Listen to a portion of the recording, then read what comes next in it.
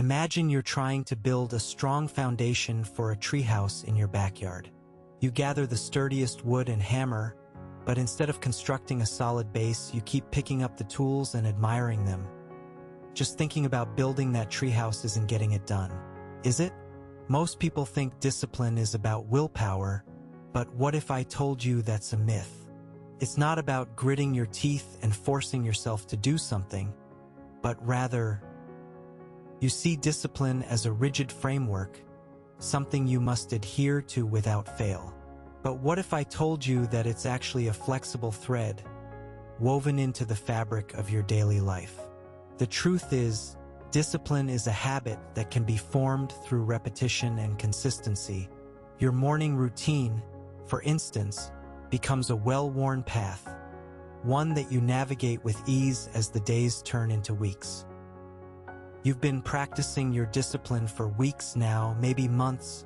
The daily routine has become a familiar comfort, like putting on a well-worn coat. But as you settle into this new rhythm, something intriguing begins to happen. You start to crave it, not just the end result, but the process itself, the act of showing up, of committing, of pushing past resistance. As you settle into your routine, a subtle shift begins to take place within you. The edges of effort soften, and the lines between challenge and comfort start to blur. Enter habituation, the process by which your brain becomes accustomed to the familiar rhythms of repetition.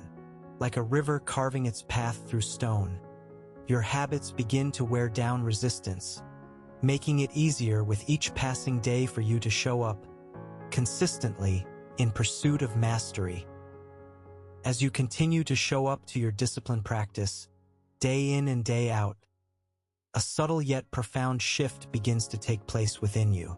Your brain starts to recognize the pattern of repetition, the routine of effort, and it responds by doing something remarkable, conserving energy.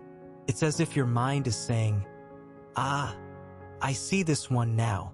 I can trust this process. Time to lighten the load.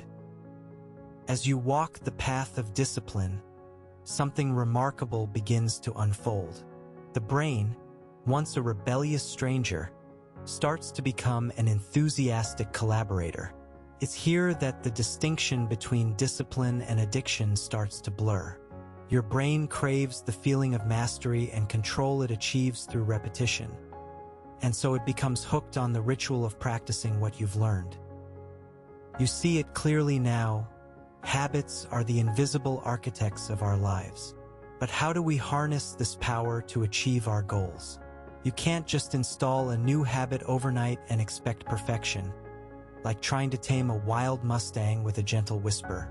No, you need to coax it, train it, and nurture it into submission, to mastery.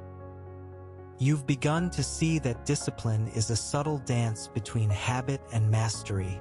Now, it's time to take that first step, however small it may seem. Don't try to tackle the mountain in one leap.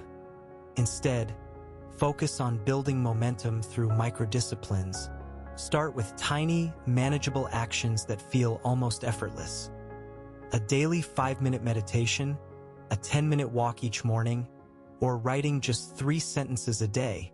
These gentle nudges will eventually become the foundation upon which your mastery is built. As you stack these small habits on top of one another, like logs in a fire, they begin to burn brighter, illuminating the landscape of your life. These tiny disciplines may seem insignificant, but they hold the power to transform our lives. A seed planted now will grow into a mighty oak, providing shade from the storms that inevitably come. As you continue to practice these small disciplines, they begin to settle into your daily rhythms like a river carving its path through stone. The familiar becomes comfortable, and comfort breeds consistency. You start to crave the feeling of moving in alignment with your intentions, the sense of being on purpose. This is where the subtle dance between discipline and habit begins to blur, and you find yourself wanting more, not just because it's good for you, but because it feels like a part of who you are. As you continue to cultivate these disciplines, a subtle yet profound shift begins to occur. The repetitive actions that once felt like obligations start to feel like rituals, imbued with meaning and purpose. You begin to anticipate the pleasure and satisfaction that comes from pushing through the initial resistance, of rising above your comfort zone. Celebrate each small victory and, most importantly, be kind to yourself in the process. As you stand at the threshold of your own potential, consider this: discipline is not a burdensome duty, but a garden that's been tended with care. You've cultivated habits that once felt like heavy weights, and now they're effortless strides. With each small victory, the landscape shifts. The mountains of motivation that loomed before you have given way to a rolling plain, where mastery resides.